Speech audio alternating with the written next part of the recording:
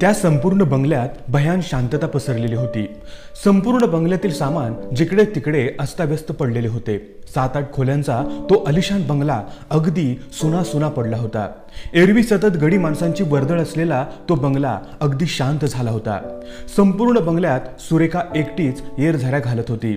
आज पहाटे अचानक 4-5 आयकर अधिकारी आले आणि त्यांनी झडतीचे वॉरंट दाखवून घराची झडती घ्यायला सुरुवात केली।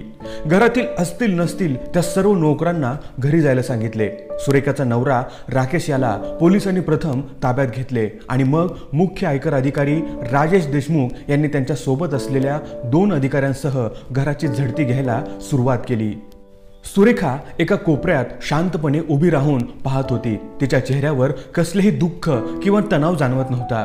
राजेश सर एक कपाट उघडून त्यातील फाईल तपासून पाहत होते। इतकेच काय, त्यांनी सगळ्यात गाद्या फाडून आत काही लपवले आहे का हे सुद्धा तपासून पाहत होते। त्यातील महत्त्वाच्या फाईली आणि आक्षेपार्ह वस्तू शिपायांना बाजूला ठेवायला सांगत होते। राकेशला 2 पोलीस शिपायांनी घट्ट धरून ठेवले होते। तो अतिशय घाबरलेला दिसत होता आणि अधिकाऱ्यांच्या सारख्या विनवण्या करून सांगत होता, साहेब माझ्याकडे काहीच नाही, मला सोडून द्या। पण एकही आयकर अधिकारी त्याच्याकडे अजिबात लक्ष देत नव्हते। राजेश सर सगळ्या खोल्या तपासून शेवटी सुरेखाच्या खोलीत आले। तेव्हा सुरेखा म्हणाली, सर ही माझी स्वतःची खोली आहे आणि येथे तुम्हाला काहीही आक्षेपार्ह जिन्नस सापडणार नाही। त्यावर राजेश साहेब म्हणाले, हे पहा मॅडम, आम्हाला संपूर्ण घराची तपासणी करावीच लागेल। असे म्हणून त्यांनी लगेच सुरेखाचे कपाट उघडले आणि तपासायला सुरुवात केली। कपाटात साड्या आणि ड्रेस होते। राजेश सर एक साडी उचलून पाहत होते। त्यांना साडीच्या खाली एक डायरी ठेवलेली दिसली। राजेश साहेबांनी कुतूहलाने ती डायरी हातात घेत सुरेखा म्हणाली, सर ती माझी पर्सनल डायरी आहे, प्लीज पाहू नका। त्यावर राजेश सर म्हणाले, हे पहा मॅडम, आम्हाला प्रत्येक गोष्टीची शहानिशा करून पाहावेच लागेल। असे म्हणून ते डायरीत एक पान चाळू लागले। सुरेखा अगदी धडधडत्या हृदयाने त्याच्याकडे पाहत होती। राजेश सर जसजसे एक पान उलटवून पाहू लागले तसतसे त्यांच्या चेहऱ्यावरील भाव बदलत होते। ते मधूनच सुरेखाकडे पाहत होते। सुरेखा एका कोपऱ्यात खाली मान घालून उभी होती। आता तिचे डोळे अश्रूंनी भरून आले होते। राजेश सर डायरीचे एक पान उलटवून अगदी मन लावून वाचित होते अन सुरेखाकडे नजर वळवित होते। डायरी चाळता चाळता अचानक डायरीत ठेवलेले एक गुलाबाचे फूल खाली पडले। बहुतेक 2-3 वर्षांपासून ते फूल डायरीत अगदी जपून ठेवल्यासारखे दिसत होते। फूल खाली पडताच राजेश सरांनी अगदी हळूवार हाताने उचलले आणि सुरेखाकडे एक कटाक्ष टाकला। सुरेखाच्या डोळ्यातून आता टपटप आसवे पडू लागले। राजेश सरांनी डायरी आणखी पुढे पाहायला सुरुवात केली। त्यांना एका पानात पिंपळाचे एक कोवळे पान ठेवलेले दिसले। त्याला छान जाळी पडलेली होती आणि त्या जाळीवर काहीतरी लिहिलेले होते, पण अक्षरे खूपच अस्पष्ट दिसत होती। राजेश सर त्या पानावर अगदी हळुवारपणे बोटे फिरवू लागले। आता त्यांचा चेहरा जास्तच भावुक झाल्यासारखा दिसत होता। त्यांनी पुन्हा एकदा सुरेखाकडे पाहिले। तिला आता हुंदका आवरता आला नाही। तितक्यात इतर अधिकारी खोलीत आले आणि राजेश साहेबांना म्हणाले, सर सगळी आक्षेपार्ह कागदपत्रे ताब्यात घेतली आणि एका खोलीत फरशीखाली गुप्तपणे लपून ठेवलेली कॅश आणि सोने सापडले आहे। ते ताब्यात घेऊन पंचनामा केला। आता आपण निघायचे का? राकेशला पोलीस त्यांच्या गाडीत घालून घेऊन गेले आहेत। राजेश साहेबांनी सुरेखाकडे पाहिले आणि ती डायरी घेऊन बाहेर पडले। ते गेल्याबरोबर सुरेखाचा बांध फुटला आणि ती हमसाहमशी रडायला लागली। तशीच उभी राहून ती अश्रुपूर्ण नजरेने खिडकी बाहेर पाहू लागली। राकेशला तिच्या नवऱ्याला पोलीस त्यांच्या गाडीत बळजबरीने ढकलत होते। प्रसंगी हातातला दंडुका सुद्धा मारित होते। राजेश सर आणि इतर अधिकारी शासनाच्या कारमध्ये बसत होते। राजेश सरांनी बसण्यापूर्वी एक नजर खिडकीकडे टाकली। क्षणभर सुरेखाची आणि त्यांची नजरानजर झाली। ते गाडीत बसताच गाडी निघून गेली। सुरेखा राजेश सरांच्या त्या गेलेल्या गाडीकडे पाहत राहिली। राजेश देशमुख। सुरेखा स्वतःचीच हसली आणि विचार करू लागली, किती कम नशिबी आहे ना मी जर माझे प्रेम वेळीच राजजवळ व्यक्त केले असते तर कदाचित ह्या नरकात मी पडले नसते। राज आणि मी अतूट आणि छान मैत्री होती आमची। आम्ही दोघे नुसतेच पहिलीपासून कॉलेजपर्यंत एकाच शाळेत एका कॉलेजमध्येही एकत्र, अगदी सख्खे शेजारी होतो। राजेशचे कुटुंब आणि आम्ही अगदी जणू एकच कुटुंब असल्यासारखे होतो। मी आणि राज वयाने साधारण 6-7 महिन्याचे अंतर असावे, त्यामुळे आम्ही एकाच वर्गात होतो. रोजच अगदी दोघे शाळेत बरोबर जायचो आणि बरोबर यायचो.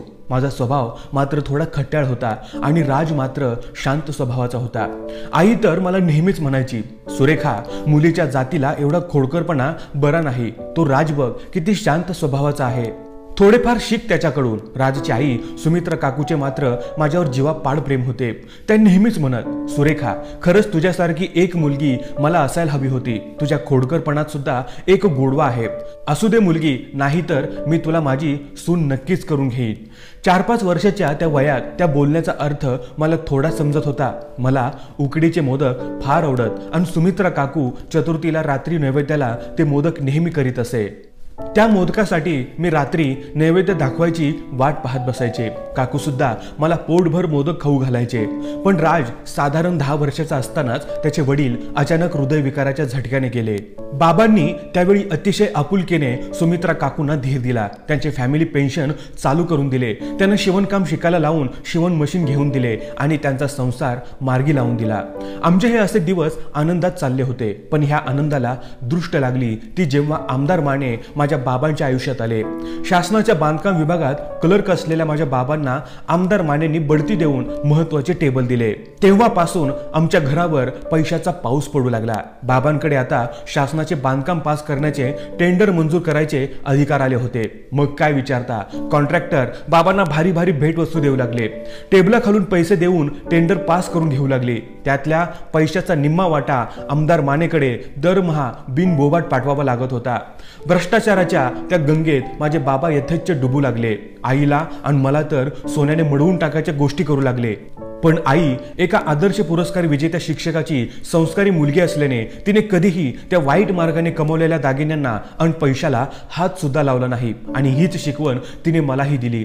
याउलट ती तर वेळोवेळी बाबांना ह्या सगळ्या गोष्टीपासून परावृत्त करण्याचा सारखा प्रयत्न करायची. पण पैशाच्या मस्तीत धुंद झालेल्या आणि आमदार माने यांच्या तालावर चालणाऱ्या बाबांनी याचे पुढे काय परिणाम होऊ शकतात याचा कधी विचारच केला नाही. याउलट आईला सतत तो दळभद्री विचारांचे आहे, सामान्य कुटुंबातले आहे असे म्हणून हिणवत राहिले.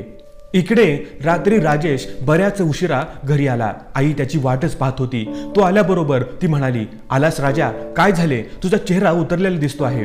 चल आधी जेवण करून घे. थकला आहेस ना? बरं आई, तू वाढ, मी हातपाय धुवून आलोच. राज जेवायला बसल्यावर आई सांगू लागली, अरे आज दुपारी बातम्यात मला आपल्या शिर्के दादांच्या घरावर पहाटे आयकर खात्याची धाड पडून त्यांना अटक झाल्याचे समजले. बरीच बेनामी संपत्ती सापडली म्हणे त्यांच्या बंगल्यात. खरेच किती चांगले कुटुंब होते रे. पण म्हणतात ना, पैसा आणि सत्तेचा मोह फार वाईट असतो आणि वाईट मार्गाने कमवलेला पैसा तर कधीच पचत नाही. ते आपल्यापासून दूर अलिशान बंगल्यात गेले आणि बघा कसे दुर्दैवी ठरले. मला तर रमा वहिनी आणि सुरेखा यांचीच काळजी वाटते आहे. कसा काय पचवतील ते हा धक्का कोणास ठाऊक. होय, खरे आहे आई तुझे म्हणणे. मी सुद्धा आज साताऱ्याला राकेश म्हणजे सुरेखाच्या नवऱ्याच्या घरी धाड टाकून आलो. त्याला सुद्धा अटक झाली आहे आणि काही दिवसातच आमदार माने यांना सुद्धा अटक होईल. पापाचे घडे भरले की कोणीही सुटत नाही. सरकार बदलले आणि यांचा भ्रष्टाचार उघडकीला आला. खरे आहे रे राजा, माणसाने प्रगती जरूर करावी, पण अशा वाईट मार्गाने कधीच नाही. हा मोह शेवटी सगळ्याच कुटुंबाला विनाशाकडे नेतो.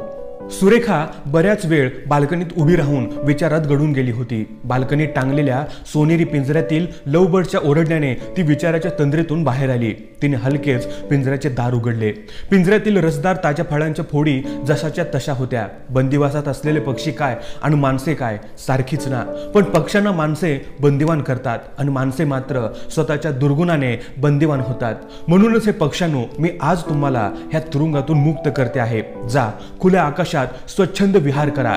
झाडावरची ताजे फळे खा. आनंदात जगा. पिंजऱ्यातून मुक्त झालेले ते पक्षी क्षणार्धात आकाशात झेपावले. आज सुरेखा सुद्धा त्या पक्ष्यांप्रमाणे मुक्त झाली होती. तिचे मन सुद्धा खुल्या आकाशात झेपावले होते. सुरेखा पुन्हा विचारात गुरफुटून गेली. तो एकच दिवस मला ह्या नरकात ढकलायला कारणीभूत ठरला. दुर्दैवाने एके दिवशी बाबा ऑफिसमध्ये डबा न्यायला विसरले म्हणून आईने त्यांचा डबा मला कॉलेजला जाता जाता त्यांच्या ऑफिसमध्ये नेऊन द्यायला सांगितले. ऑफिसमध्ये आमदार माने, बाबा आणि इतर अधिकारी मीटिंगमध्ये होते. मी दारापाशी उभी असलेली पाहताच माने साहेबांनी मला आत बोलावले. मी शिर्के साहेबांची मुलगी आहे हे कळताच त्यांनी माझी विचारपूस केली. काय शिकते आहे वगैरे विचारले. बाबांना म्हणाले, शिर्के तुमची मुलगी तर फारच हुशार आणि चुणचुणीत आहे. आणि त्यानंतर काही महिन्यानंतर माने साहेबांनी बाबांना सुचवले, माझा भाचा राकेश एका साखर कारखान्याचा डायरेक्टर आहे, गडगंज संपत्ती आहे. पुढच्या वर्षी मी त्याला विधान परिषदेच्या निवडणुकीत जिंकून आणतो की नाही बघ. मला असे वाटते हे स्थळ तुझ्या मुलीसाठी अगदी योग्य आहे. राकेशला त्याच्या आईच्या निधनानंतर लहानाचा मोठा मीच केला. बघ शिर्के, तुझी मुलगी पैशाच्या राशीत लोळेल आणि राजाच्या राणीसारखी राहील. तुझी कायमची चिंताच मिटून जाईल. असे स्थळ तुला शोधून सापडणार नाही. त्यांच्या ह्या बोलण्याला बाबा भुलले आणि मानेना होकार दिला. हे आईला आणि मला समजताच खूप दुःख झाले. आईने वारंवार विनवले की अशा राजकारणी माणसाला आपली मुलगी देऊ नका. राजकारणी माणसांवर माझा अजिबात विश्वास नाही. मी सुद्धा बाबांच्या खूप विनवण्या करून माझ्या लग्नाला नकार आहे असे सांगत होते, पण बाबांनी कोणाचेही ऐकले नाही. म्हणायचे मी आमदार मानेंना शब्द दिला आहे आणि त्यांच्याच कृपेने आज आपण एवढे वैभव उपभोगतो आहोत. काही नाही, कुठल्याही परिस्थितीत सुरेखा आणि राकेशचं लग्न होणार. त्यानंतर काही दिवसातच आमचे लग्न साताऱ्याला पार पडले. मात्र लग्न होऊन राकेश बरोबर सासरे आल्यावर आपण नरकात आलो आहोत हे जाणवले. मोठ्या बंगल्यात मी आणि राकेश दोघेच राहत होतो. वडील आणि राकेश यांचे पटत नव्हते. वडील राकेशचे तोंड सुद्धा पाहत नव्हते, म्हणून ते गावीच शेतावर एकटे राहत असत. राकेश तर रोजच रात्री दारू पिऊन यायचा. त्याला अनेक वाईट सवयी होत्या. बायको म्हणजे त्याच्या दृष्टीने फक्त शोभेची बाहुली आणि वासनापूर्तीचे साधन होते. प्रेम, आदर, माणुसकी हे शब्द तर त्याच्या गावीही नव्हते. पैसा भरपूर, पण सगळा भ्रष्टाचारातून, खंडणीतून, गरीब लोकांच्या जमिनी बळकावून त्यांचे तळतळाट घेऊन मिळवलेला. त्यामुळे सुरेखाला त्या घरात गुदमरायला लागले. कष्टाने कमावणाऱ्या एखाद्या गरीब माणसाच्या झोपडीत गेल्यावर सुद्धा प्रसन्न वाटते, पण शेकडो गरिबांचे रक्त शोषून बांधलेल्या त्या बंगल्यात उदासीनता भरलेली होती. आज बरे झाले, वर्षभराच्या आत माझी सुटका झाली. मला तर राकेशबद्दल काडी इतकेही प्रेम वाटत नाही. लग्न ठरण्यापूर्वी फक्त मी आईला सांगितले होते, माझे राजेशवर प्रेम आहे, मी त्याच्याशी लग्न करेन. त्यानंतर आईने एकदा बाबांना माझी ही इच्छा सांगितली सुद्धा होती. ते ऐकून तर बाबा प्रचंड संतापले होते. म्हणाले होते, कहा राजा भोज और कहा गंगू तेली. अगं, त्या राजेशची लायक तरी आहे का माझा जावई होण्याची? नाही, हे कधीही शक्य होणार नाही. विचाराच्या तंद्रीत असताना सुरेखाला गोदावरी आजीची हाक ऐकू आली. गोदावरी आजी म्हणजे बंगल्यावर काम करणारी मोलकरीण, पण तिने सुरेखाला मात्र खूप जीव लावलेला. ताई, काही खायला करून देऊ का? गोदावरी आजी म्हणाली. आजीला पाहताच सुरेखा हुंदके देऊन रडू लागली. आजी, मला नवरा जेलमध्ये गेल्याचे दुःख नाही, तर मला माझ्याच नशिबाचे जास्त वाईट वाटते आहे. मी आज संध्याकाळी आईकडे जाणार आहे. माझ्या बाबांना सुद्धा अटक झाली आहे.